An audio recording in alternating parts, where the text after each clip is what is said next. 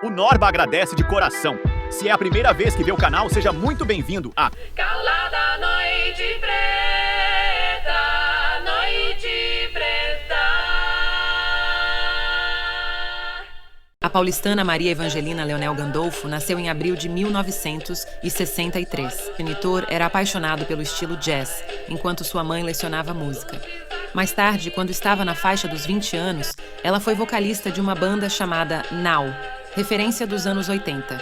Seu estilo vocal único e sua atitude ousada cativaram os fãs. E, nos anos 90, Maria Evangelina, popularmente conhecida como Vange Leonel, se aventurou em carreira solo, lançando álbuns que misturavam rock, pop e baladas emocionantes. Ela também se destacou como uma das primeiras artistas abertamente lésbicas no cenário musical brasileiro, tornando-se um ícone na luta por direitos da comunidade LGBTQI+, usando sua fama também para incentivar o empoderamento das mulheres.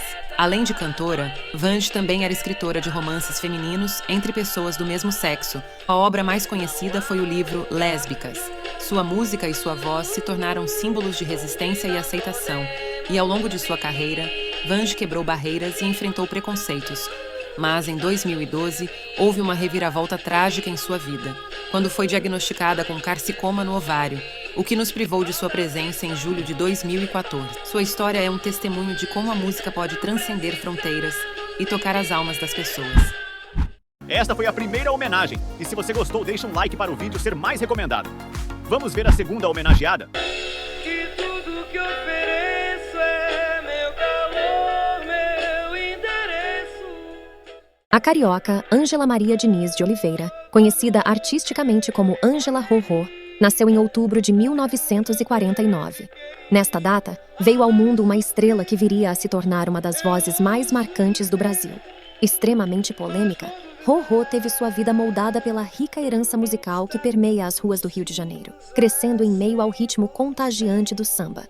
Ela frequentava rodas de samba e bares tradicionais da cidade, onde absorvia a essência da música brasileira e se tornava uma talentosa compositora e intérprete. Sua voz rouca e emotiva rapidamente cativou o público, e seu álbum de estreia, Ângela Rorô, lançado em 79, foi um marco em sua carreira. Ela desafiou convenções sociais ao se declarar abertamente lésbica, numa época em que isso era raro na indústria da música brasileira. Sua coragem e integridade a tornaram um símbolo de representatividade e inspiração para a comunidade LGBTQI+.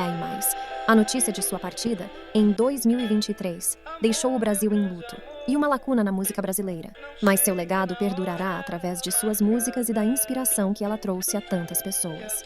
Rorô será lembrada como a dama do samba que desafiou normas sociais e se destacou como uma das artistas mais autênticas e cativantes do Brasil. Sua história é uma celebração da diversidade, da coragem e do poder da música para conectar corações e transcender barreiras. Ela sempre será uma luz brilhante na rica constelação da música brasileira. O Norba agradece imensamente se você chegou até aqui. Agora, minha preferida. Por isso, deixei para o final. Quem sabe eu ainda sou uma garotinha, esperando o ônibus da escola. Em 1962, veio ao mundo a fluminense Cássia Rejane Eller, uma das cantoras mais icônicas e rebeldes da história da música brasileira. E sua voz única e atitude inconfundível logo a destacaram no cenário musical.